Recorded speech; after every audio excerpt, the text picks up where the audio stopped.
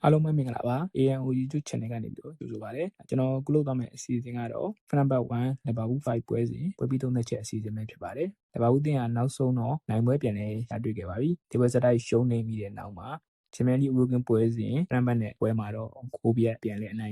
်ခဲ့တယ်Arnes Slot အတွက်ဖိအားတွေအတော်အသင့်ရှော့ချနိုင်တဲ့ပွဲလို့လည်းပြောရတယ်နောက်ပြီးတော့ကစားသမားတွေယုံကြည်မှုပြန်လဲရရှိတဲ့ပွဲလို့လည်းပြောနိုင်ပါတယ်ကျွန်တော်ဒီပွဲစဉ်ရဲ့ပွဲကြိုသုံးသက်ချက်ကို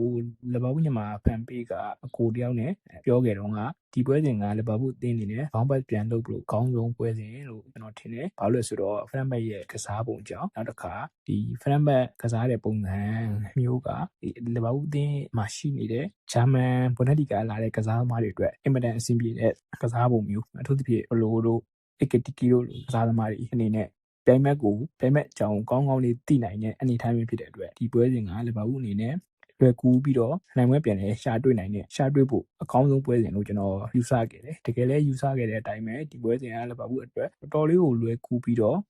ဂိုးတွေလည်းအများကြီးရခဲ့တယ်ကစားသမားတွေလည်းယုံကြည်မှုပြန်လည်တည်ဆောက်နိုင်ခဲ့တယ်အဲ့တော့ကျွန်တော်တို့ဒီပွဲရဲ့အပြောင်းလဲတွေကိုအရင်ဆုံးစပြီးတော့ပြောအောင်လီဗာပူးကဒီပွဲမှာရှိတ်လည်းပြောင်းလာတယ်ကစားသမားတွေလည်းပြောင်းလာတယ်အရင်ဆုံးလီဗာပူးကဒီပွဲစဉ်ကိုတိုက်စစ်မှု2ဦးနဲ့ပေါ်ထွက်လာတယ်Ekitiki ရော Isak ကောပါတယ်ပေါ့ခြေကျနေတဲ့ကစားသမားတွေဖြစ်တယ်မီလော့ကက်ကဲဆာလာမက်ကလစ်စတာတို့အနာပေးတယ်ဖလိုင်ဘက်ကတော့ဒဏ်ရာကြောင့်မပါနိုင်ဘူးပေါ့အဲ့တော့သူတို့ကဒီပွဲစဉ်မှာခံစစ်မှာဘန်တိုင်းနဲ့ကူနာလေးကိုပဲတွဲတယ်ညာချမ်းမှာ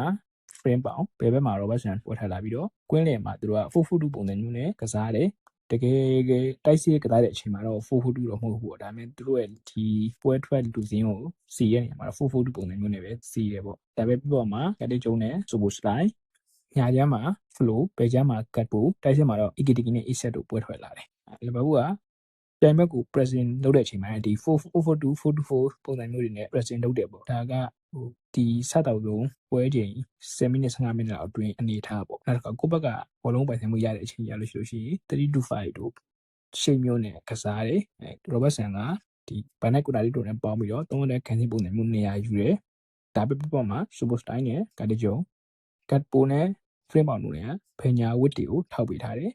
flow ကတော့ hash speed ထဲမှာ pocket play ပုံစံမျိုးကစားတယ်နံပါတ်10နေရာကြီးကစားတယ်သူအနေနဲ့နေရာ3ရွေးရှာပြီးတော့ကစားတယ်အဲ့လိုမျိုးအနေထားမျိုးနဲ့ကစားတဲ့အချိန်မှာ frame ပေါင်ကတန်ရာရသွားတယ်frame ပေါင်နေရာမှာBradley ဝင်လာတယ်ပေါ့ Bradley ဝင်လာတဲ့အချိန်မှာလီဗာပူးဘက်ကနည်းနည်းလေး adjust လုပ်လိုက်တဲ့အပိုင်းလေးတော့ရှိရပေါ့ Bradley က frame ပေါင်လောက်ဒီတက်လိုက်မှာကစားတာအရင်မကောင်းသူအနေနဲ့သူအားသာတဲ့ပုံစံမဟုတ်ဘူးသူအနေနဲ့ဒီအတွင်းထဲကိုဝင်ပြီးတော့ကစားတာလေးတွေပိုများတယ်ပေါ့အဲ့အတွက်နည်းနည်းလေးပြောင်းလေးတွေလုပ်လိုက်တဲ့အပိုင်းလေးတော့ရှိတယ်ဒါတော့ထားပါတော့လီဗာပူးအနေနဲ့အရင်ပွဲတွေတော့တောက်လျှောက်ဝေဖန်ခံနေရတယ်ဒီ bad play အပိုင်းမှာလည်းအပြောင်းလေးတွေလုပ်လာတယ်အဲ့ဒီအပြောင်းလဲတွေကလည်းတော်တော်လေးအဆင်ပြေတာကိုတွေ့ရတယ်ဘောလုံးပေးပို့မှုတွေကိုဒါပဲပစ်ပေါက်ကကစားသမားနှစ်ယောက်ဖြစ်တဲ့ဆိုဘူစလိုက်နဲ့ကာတီကျုံတို့ကအဓိကတာဝန်ယူသွားတယ်သူတို့နှစ်ယောက်ကဒီဘောလုံးပေးပို့မှုတွေကလည်းဒီပွဲမှာစံရင်တင်တော့အောင်များပြခဲ့တယ်ဒီအောင်မြင်တဲ့ဘောလုံးပေးပို့မှုကာတီကျုံဆိုလို့ရင်122ကြိမ်ထိတောင်ရှိပြီးတော့ဒါကချန်ပီယံလိ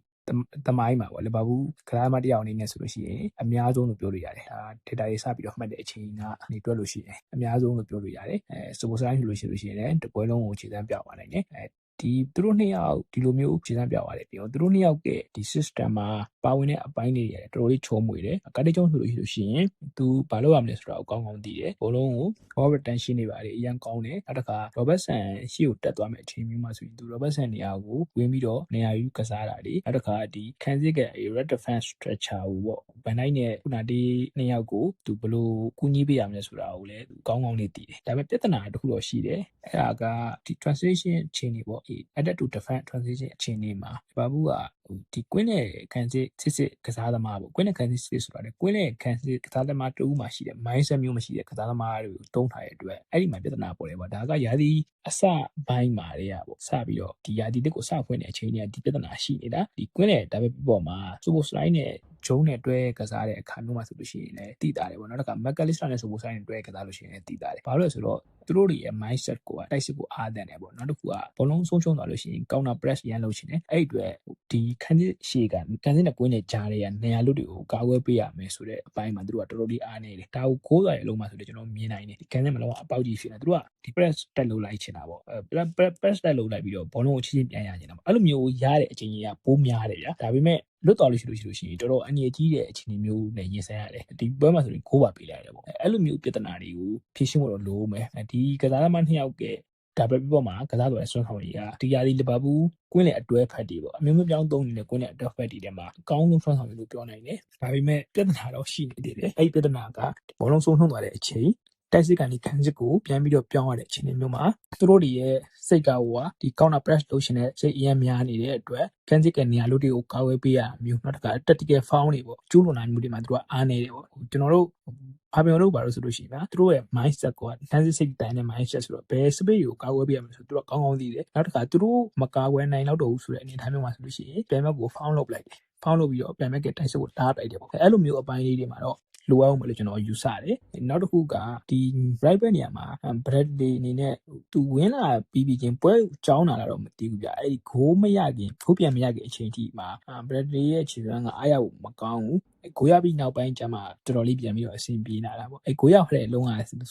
လို့ရှိရင်လည်းအဲ့ဒီ area တွေကိုဘာဘူးကတိုက်စစ်ဆင်ခံလိုက်တာပေါ့ area တွေကိုဘလုံးဟိုဘက်ကဖြတ်ပေးတယ်အဲ့လုံးမှဆိုလေသူ့ရဲ့ energy ကိုတော်တော်လေးမြင်နိုင်တယ်ပေါ့အဲ့ဒီအနေချက်ကိုပဲကျေးဇူးတရားမလားတော့မသိဘူးအဲ့အနေချက်ကနေပြီးတော့ Robertson ရှိပေါ်လို့ရပြီး Robertson က AKTK ကိုချပေးသွားတာအဲ့ကိုကတော့ AKTK တော်တော်လေးကောင်းပါတယ်ဒီပွဲမှာ AKTK ရဲ့ခြေစွမ်းကအားရဖို့တော်တော်ကောင်းတယ်သူ့ရဲ့နေရာစုံရွေးရှားကစားသွားတာတွေနောက်တစ်ခါဒီကိုးသွားမဲ့အလုံးမှာဆိုလို့ရှိရင်သူ့ရဲ့ဘောလုံးထိချက်ပြိုင်မဲ့ခံစစ်မှုရဲ့ရှေ့ကိုရအောင်ပြေးတဲ့ပုံစံဒီလိုရအောင်ပြေးသွားတဲ့အနေထားကပြိုင်မဲ့ကသူ့ကိုတားမယ်ဆိုရင်တော့မှပဲဖောင်းလို့လိုက်ပြီးဆိုရင်ကျင်းသေးပါအနိကပြခံရမှာအဲ့တော့သူ့အနေနဲ့တော်တော်လေးပါနေတယ်ပေါ့နောက်တစ်ခါကိုးတင်လာတဲ့ဟာလည်းအဆုံးတက်ကတော်တော်တည်ကြတယ်AKTK ကဒီပွဲမှာတော်တော်လေးချီကျူရလိမ့်မယ်အစ်ဆက်ကတော့အပိုင်းခွင့်တစ်ချိန်ရသေးတယ်ဗျအဲ့ဒီလုံးကစူပစတိုင်းကြောချပေးလိုက်တာအဲ့ဒီလုံးအပိုင်းခွင့်ရမှာကိုသမားနဲ့ထိပြီးတော့ထွက်သွားတယ်အစ်ဆက်အနေနဲ့တော့နည်းနည်းလေးတိုးတက်ဖို့လိုအောင်မယ်လို့ကျွန်တော်ယူဆတယ်တိုင်ဘက်ကဒီ defending speed တွေလည်းတော်တော်လေးအနေတော့လီဗာပူးအနေနဲ့ set speed တွေကနေနှကိုးရတယ်ပေါ့ဒါကယုံကြည်မှုတစ်ခုတော့ရှိတာလိမ့်မယ်လို့ကျွန်တော်ယူဆတယ်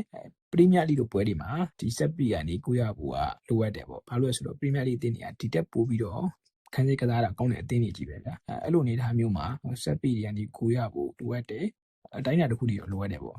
ဒါပေမဲ့လီဗာပူးအနေနဲ့ပရီးမီးယားလိမှာဆိုလို့ရှိရင်တော့ဒီလိုလွယ်ကူကိုရဟောကတော့မလွယ်ဘူးဖရန်ဘက်ကတကန်မိုးဟုတ်ကာကွယ်တာတော်လေးအားနေတယ်နောက်တစ်ခါသူတို့ရဲ့ခန်းစစ်ကစားပုံကလည်းအရင်ကောင်းမနေဘူးဒါကသူတို့ရဲ့ပထမဒီနေ့ကစားခဲ့တဲ့ပွဲတင်တွေမှာကြည့်သိတာတယ်သူတို့ကတောက်လျှောက်ကိုယ်တွေအများကြီးပေးထားတဲ့အသင်းတိုက်စစ်ကစားပုံလာပဲကောင်းတာပေါ့ခန်းစစ်ကတော့တော်တော်ညံ့တယ်ဒါကြောင့်ဒီပွဲမှာ9ဂိုးတခုနဲ့အနိုင်ရတယ်ဆိုပေမဲ့လီဗာပူးအနေနဲ့တိုးတက်ရမယ့်အပိုင်းတွေတော့ကြီးနေအောင်မယ်ကျွန်တော်တို့အတွက်ဂျင်းနဲ့ဆရာတခုကတော့ဖလိုအနေနဲ့ကိုမိုက်တီမှု2ကြိမ်ရခဲ့တယ်ဒီထက်ပိုကောင်းတဲ့ဆွမ်းဆောင်ရည်မျိုးတွေကိုသူရှိကကျွန်တော်တို့မျှော်လင့်လို့ရသေးတယ်အဲ့ဒါကဂျင်းနဲ့ဆရာတခုပါ